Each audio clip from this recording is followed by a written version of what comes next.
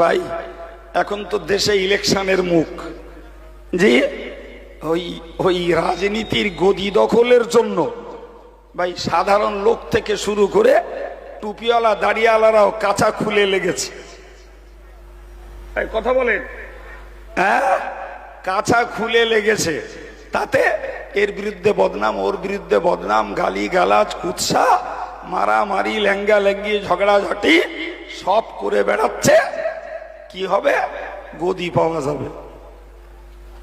কথা বলছেন না কেন? গদি পাওয়া যাবে, এই তো ভাই। আপনি বলুন দিন, বর্তমান দেশে গদি পাওয়ার মূল লক্ষ্য কি? সে হুজুর হোক আর খেজুর হোক, রাজনীতির মতন বড় ব্যবসা পৃথিবীতে আর কিছু নেই। ঠিক না ভুল? একবার মেরে কেটে হাতে পায়ে ধরে চুরি চামারি করে ছাপ্পা টাপ্পা মেরে একবার হতে পারলি 7 পুরুষ বসে খাবে।